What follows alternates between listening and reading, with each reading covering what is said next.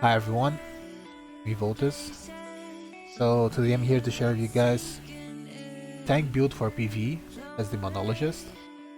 So first off, let's start with the talent grid. Here there's nothing much to say from the beginning. Desecration rank 3, Torment rank 3, Dark Fire rank 3 as well. It's like only basic damage spell abilities and things that gonna help you to get more obsession. Obsession is the key thing on tank. You're gonna need a lot of obsession to keep up with the healing. Then you have here Rift of Bang. Deal some quite nice AoE damage, and also give you resistance. So it's gonna give you right away 3 stacks of a War of Blade that decrease your incoming damage. So it's a pretty nice spell. Well, I'm not in combat, that's why I didn't get. But anyway, it's a pretty nice spell. Rank 3, that's, I mean, you're gonna do more damage. It's gonna help you to keep up with the aggro and stuff, so why not? Torture's Blade is your main ability that you're gonna be using as tank. The main spam ability, so you must take it rank 3. It's gonna help you to keep up with the defense and gonna help you to keep up with the healing. It's gonna help you with the survivability in general. So very important spell. Mania. And then you actually don't really need Mania if you don't want to take, in case you want to take something else, but I took Mania because I like to do some extra damage. I want to use my cheer skill or something like this, so that's the reason why I took Mania in my build. This spell here, I forgot the name right now, but it's not really that important. I would say I pretty much just use this spell here once I need obsession. If I don't need obsession, I barely use this spell because you lose stacks of Wall of Blade, which is not that good. The damage of this spell sucks, so it's not really that good to use the spell only for damage. So the only reason I use this is only for obsession. Shadow Flight, that's just for obsession as well, for the start of the fight pretty much. Or in cases that I want to go far away, let's say like in Compass for example, in case the ads are CC'd and you want to go far away to do some damage on a human form, not damage, sorry, but to use the Stream of Chaos for example that I took in the build rank 1. So you can use the Shadow Flight to go far away and use like Stream of Chaos to slow down the ads and apply vulnerability on them so they're gonna die faster. But make sure the ads won't get close to you, so you can only do this if you know that the ads are in CC or if they are far enough and they won't touch you at all. Don't use this and don't do this Shadow Flight jump and Stream of Chaos if you know that the ads gonna go out of CC and like do one out attack on you. You can literally get easily one shot, so take care of it. Healing rank 3. It's nothing much to say. It's a healing spell that deals almost full HP. It's really strong. Sphere is really nice in case you have to survive some huge hit, and also, and since with the last change of the emo tank, it keep reapplying the veil of the darkness, so it's really nice. You can have it rank 1. You could take it rank 3 as well, but I don't really see, like, you don't when you use the spell, you don't want to keep casting until the end. The only difference between rank 1 and rank 3 is that you're gonna cast the spell for longer. So like rank 1 is rank 6, rank 1 is 6 seconds and rank 3 is 8 seconds. But you don't want to keep casting this spell for 8 seconds. You want to, like normally for PvE, you want to cast it like only for one specific hit and then you're gonna stop casting it, you know. So it's a pretty nice spell, but yeah. Veil of Madness, that's one of your main defense abilities, so rank 3 and pretty low cooldown as well. Really nice. I will for PvE. It's really good. I mean, it's really good. I mean, it's nice, yeah, but the main reason why you take this on tank, it's only for 2 reasons, I would say. Not the main, but the 2 reasons of this is like for the some allos that actually do some CC and they can prevent the CC by using this before. For example, on the third boss in Fania. So you can use that the 20 before 20%, the third boss, like 21% or something like that. And you can use this for self-healing because you're gonna get because of this ruby here, you're gonna get some healing boost, 50% healing boost for a few seconds. So that's the only two reasons why you're gonna use it. Veil of Darkness, that's a pretty good spell, 40% less damage, so nothing much to say. This spell here as well, you're gonna increase your HP and also gonna increase your incoming healing, also because of those rubies here. So yeah, nothing much to say. And Spark Eater gonna heal up yourself, gonna do damage, and everything that you know that I told you guys from on the previous video. The first grid here, there's nothing much to say. That's pretty much like the basic thing. You could take the Brutality rubies in case you drop this spell here, and then you don't need all those rubies down here. Then you could take the Brutality rubies here, maybe for some extra damage. That's what I would do at least. Like for example, I have two tank builds, right? This build is mainly like a standard tank build, I would say. I would call it like this.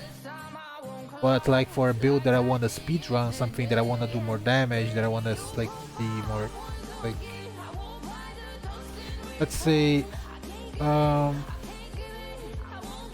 build that like it's more aggressive, I would say. I would call it like that. But you could take those Brutality rubies and also take those two rubies here.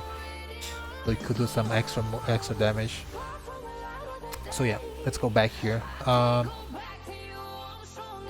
So 220 supremacy, that's really important. Supremacy on demo tank, you're gonna need a lot. Like you're gonna need like 1.3 supremacy at some point. So it's more supremacy you can take. It's always good. This is gonna help you to keep with the obsession, and also those rubies gonna help you to keep up the obsession. The torment reset build, reset. It's really good for. Also to keep up with the obsession, because it gives a lot of obsession. The main thing is the defense you get from this ruby down here. Yeah. So whenever you use torment, you get this buff that reduces the income that your next hit by 50%. So, but like when you reset the torment, you can keep spam it and you can keep getting this buff all the time. You know, it's not like the ones that you just get once every 8 seconds. This ruby actually works every time you use tournament, so that ruby actually works really well with this thing. Oh my god, I'm not lucky at all. I'm not getting any reset right now. Okay, let me try one more time. See if I get a reset at least. Oh my god, okay, never mind. I'm gonna show you guys later in the boss fight. I'm probably gonna get one reset at least. What else? Then, okay, second grade. Then we have those rubies here that are gonna make your Torture's Blade heal up. That's actually, you're gonna heal 1% for every time, for 1% of your maximum HP every time you use Torture's Blade, and it's gonna increase according to the amount of supremacy you have. The more supremacy you have, more incoming healing, and also more defense, because of you're gonna have less cooldown on your Veil of Darkness, because also Torture's Blade decreases the cooldown of Veil of Darkness. So that's why it's so important to keep spamming Tortures of Blade. So pretty much like resuming, like a small resume of Demo Tank, it's pretty much you want to get as much as of obsession as you want, as you can, as much obsession as you can, just to spend Torture Blade, because Torture Blade gonna give you healing, gonna give you the spell that do more damage, and also gonna reduce the cooldown of your defense spells. That's it. That's a small resume of Demo Tank. Here there's nothing much to say. Here's like the reduce the cooldown of your main defensive ability, here increase survivability, and this rubies here like apply weakness. So weakness is actually not, I mean, it's good, yeah, that they're gonna reduce the damage from like normal adds, but yeah. Those rubies are really important, they're really nice to have, all of them. This ruby is actually really OP too. That's one of the coolest thing of Demo, is that you can almost not perma CC, but you can CC the ad by a long time. Like, by the fact you have conviction, you can even CC for even longer than 3 seconds. So every time you're gonna use a demon slot, and hit the target, you're gonna CC them for a few seconds. And it's an AoE CC, okay? So every target around is gonna get CC. So let's say like this, I'm gonna pull them together. They're gonna get knockdown CC for my pull, right? And I can just charge on top of them and press again, and they're gonna get 4-second CC. That's really good. I think it's the only class that can keep up with the CCs that much. So you can pretty much like to see them all the time. And more conviction you have, more CCs you're gonna do. So yeah, that's a cool feature of this class. I would say out of the 3 tanks, Demo is the most... I would say, let's say if you want to do a safe run, like Compass for example, and if you don't trust your teammates that much with PCs and stuff, Demo is actually a good idea, it's a good choice. Besides Paladin and Warrior and Scout. So like, okay, so where do this up? So yeah, so Demon Onslaught, you guys know already what to do with it, and it's pretty nice for CC. And yeah, and do some actually do some nice damage too if you have all these rubies here. But I dropped them unfortunately for some other stuff. But you could easily take those rubies and drop these 3 rubies here and remove this ability from your build, because once you have 1.3 dominance, you don't need this at all in your build. Going for the what else am I missing? Okay. Here's nothing more to say, like just rubies that increase your resistance, just rubies that increase your vitality, your HP, your damage and resistance. Yeah, pretty much that's it. All the great from Demo pretty much. Oh, but there is a talent over here as well. This talent, this ruby pretty much steal the you get help from all your allies around you, like 10% of them, and heal yourself with it. So it's pretty nice. It's a self heal. 10% of your allies in PVE, it's nothing because they're gonna instantly heal up with Bloodlust, so you can pretty much use it whenever you need. And yeah, so that's like a standard build, I would say. Pretty much like this. Like I said, there's other builds for tank. There's for like other situation. There's builds that you could take like Sea of Chaos, rank 3, and take those rubies here as well, so you can heal up yourself easily. And for that, of course, you have to drop some stuff like those rubies here that are not really necessary, I would say. But since I don't have all the dominance, like I have 1,000 right now, I just want to be sure that I'm not going to run out of supremacy. Okay, I'm gonna do a quick test on the let's call it on the keeper, so you guys can see the rotation. Oh god, where is keeper here now? Right here. Okay. Starting with Gower as usual. Let me use some dominance elixir as well. Okay. Supremacy. Okay. Oh my god, I'm so dumb. I didn't hit. It's always nice to keep like always 100 plus. Like as you can see, I didn't hit like 191, so it's not worth using this elixir at all. So I'm gonna change. I use all the damage, just some, I don't know, like some extra damage. But yeah. Anyway, let's go back here. So before I start, I'm gonna show you guys my stats. That's the stats I'll be using right now. I have luck on here, but that's from the tier 3. You can move your luck to, what is my thing here? You can move your luck to conviction, like this, and move your survivability up. I'm gonna put it to caution, like this. So that's the stats I normally use. The only problem is I've been missing some supremacy, some dominance. It's because I cannot have more than this. It's a blue patch, so that's the maximum I can have. And yeah, that's the artifacts I'm using. That's I would say one of the best. That's the best combo for sure. The best setup of artifacts you can have. So yeah, pretty much let's start up. So as you guys know, from the previous videos, I always do your combo to get full supremacy. I wouldn't recommend. I used by mistake now, but I wouldn't recommend use Rift of Pain before the fight starts. So because you can get instantly 3 stacks once you hit the target with it. So it's not really a big deal to use it before it. So yeah, I'm gonna wait for the cooldown come up and then I'm gonna go again. So I'm gonna use God Ward at the beginning to get some extra shield. And yeah, I'm gonna use the shield now. So Giant. Then I'm gonna charge on top of him. I'm gonna use my Veil. And then I'm gonna spend abilities. As you can see, I'm gonna mainly focus on this. Just to keep up with the 5 stacks you always. And also get some self-healing. Once my HP starts to drop, I'm gonna use this ability here to get some extra health.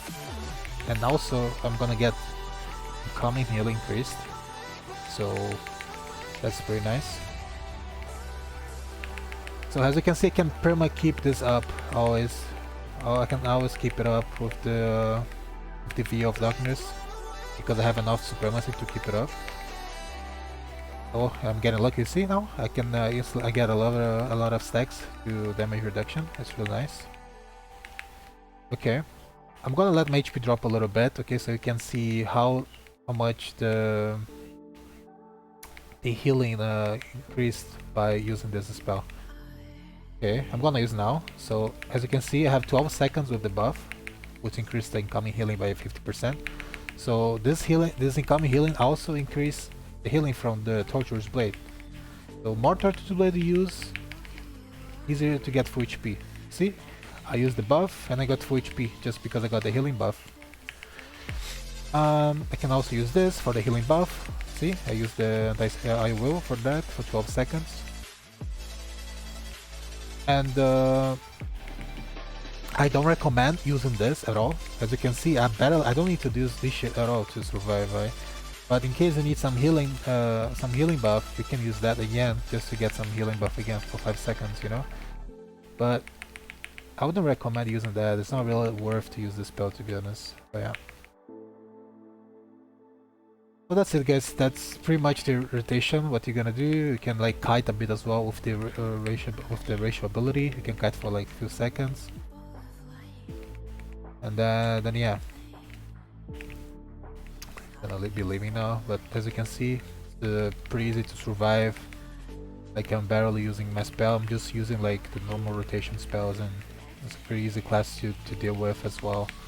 Again, you always have to the only thing you have to keep in mind is the amount of obsession you have, and you always have to use Torture Blade off cooldown. Doesn't matter what, you have to keep spamming Torture Blade. If you run out of obsession, then use the spell up here. That's the only reason why you're gonna use it.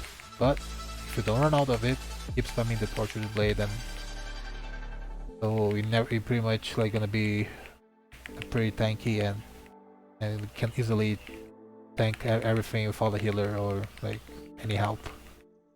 So that's it, guys. I'm gonna be leaving here. That's a small guide on like how to play as Demo Tank. I hope I helped you guys out with it, and see you guys in the next video. Peace out.